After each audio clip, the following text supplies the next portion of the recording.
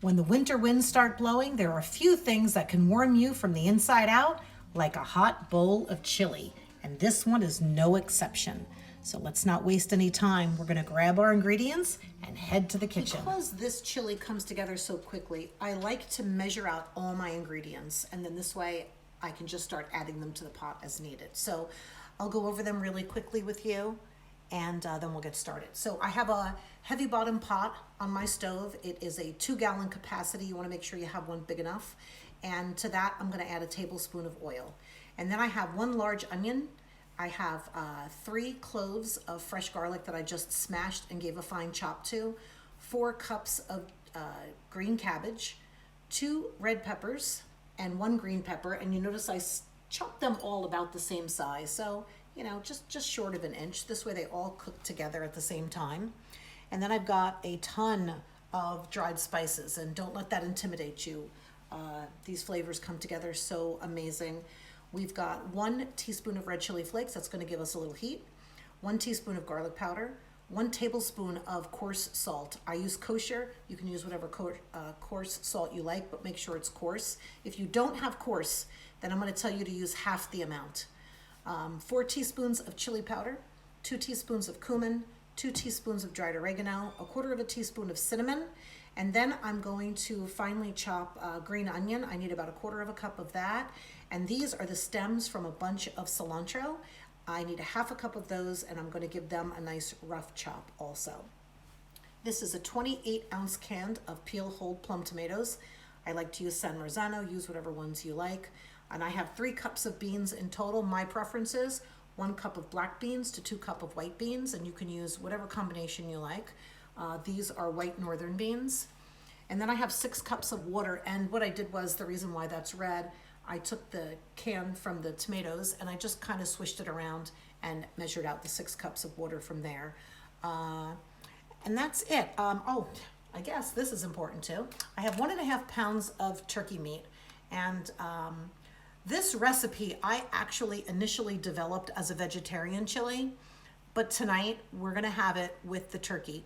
If you omit this turkey, this dish is 100% vegetarian. In fact, if I look close enough, I probably could say it's also vegan, because there's no animal product whatsoever. But we're gonna add some ground turkey tonight and just make it a little heartier, and this will actually be a meal for us. Then also in the line of garnish, when the chili is done, we like a little bit of sour cream in ours. I like to squeeze some fresh lime zest over it, and some grated cheddar cheese, and top it with a little bit of the cilantro leaves. So again, it's hearty. This is a meal. We like to make a big batch of this on the weekend, especially when the weather's cold. It's snowing out today. This is the perfect dinner, and then we'll have it all week long, and it's really good. I hope you give it a try, because it's an amazing recipe. So let me get that pot on, and I will meet you over at the stove. So the first thing we're doing is browning the turkey over a medium heat in about 1 tablespoon of oil. It takes just a couple minutes for that to get cooked completely. And then to that, I'm going to add the garlic.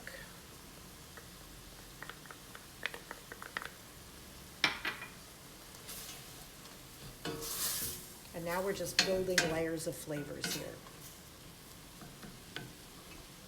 Put the onions in next.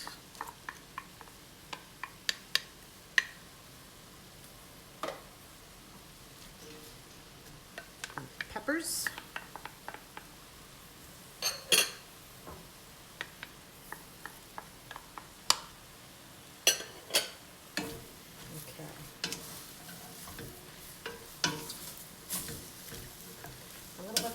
For a few minutes. And let those vegetables start to wilt a little bit. Okay, so this has been cooking for about 3 or 4 minutes. Now we're going to add all of those amazing spices.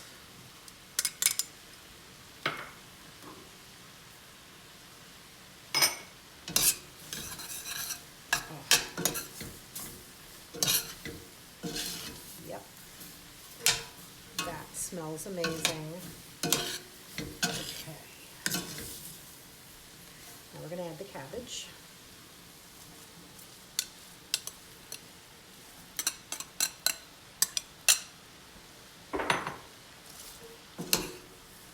And this is why you need a pot big enough. Even though this cabbage is going to cook down, it's going to take, you know, about 10 minutes for that to happen. So right now, I just want to make sure that everything gets well incorporated and all of that seasoning and spices in there get evenly distributed. You leave spices in the bottom of the pan, they will definitely burn.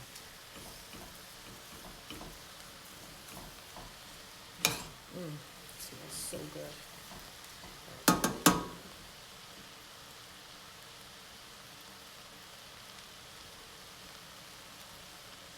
Okay, so now we're ready for the tomatoes.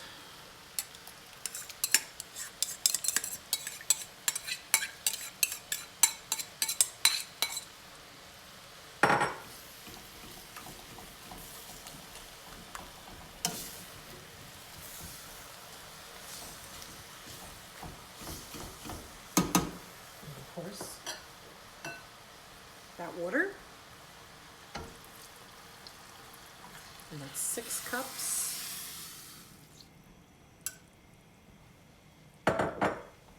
Now we can actually turn the gas up on high because I want this to come to a simmer. Look at that. Ooh. There's so much flavor in this pot right now. Okay, cilantro stems. Green onion. Now we're not going to add the beans for a little bit yet. I want this to cook down a little more. Remember, the beans are completely cooked. And if I add them now and they cook with this for the next 25 minutes, they could get a little mushy and start to fall apart, and I don't want that to happen. So now I'm just going to let this come up to a simmer. I'm going to grab the lid for this pot. And I'm just going to put it on a jar, just so that if it starts to boil a little bit, it doesn't splatter. But I don't want to leave the lid on completely because I want it to reduce just a little bit. And we're going to let it sit like this for about 10 minutes. Okay, so 10 minutes later, here's where we're at. It's doing really well. I'm going to take the lid off and leave it off now, and I'm going to set another timer for 15 minutes, and we're going to come back and check it. Okay, 15 minutes has gone by. You see everything's cooked down even a little bit more. The extra juice is starting to evaporate. So what I want to do now is I want to add those beans. 3 cups in total. And you can add them in any combination you want. We happen to like black beans and white northern beans. So that's what we put in ours. But you can put in yours whatever you want. So now the only thing I want to do is make sure that the beans heat thoroughly. So I'm going to let this sit for about 5 minutes. And in the meantime, I'm going to go grab a bowl, a spoon, and some of my favorite garnishes. Meet you back in a few. So our chili's been cooking another 5 minutes. Our beans are completely heated. And it's time to taste it. Ooh, it smells so good. A little dish here. Look at that. See that? Let's go grab some of my favorite garnishes. So our favorite way to garnish our chili is with a little bit of sour cream and a little bit of fresh chopped cilantro. And this is some white cheddar cheese that we grated off the block. And of course, some fresh lime. Now, if your house is anything like my house, we love tortilla chips. But every time I go in the closet, the new bag's open and there's always this in the bottom of the bag. The broken pieces nobody wants. And I saved those, and this is exactly what I saved them for. I'll just crush them on top. So now the only thing there is to do is taste it. I'm sure it's going to be hot, so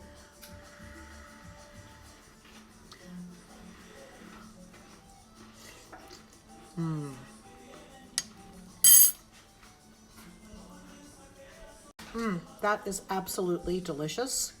And my husband just brought me the perfect accompaniment. And that is an ice cold margarita. Well, we're gonna go watch the Super Bowl and eat some chili and drink some margaritas. Thanks so much for coming by today. I hope you get in the kitchen and make this recipe for your family. They'll be glad you did.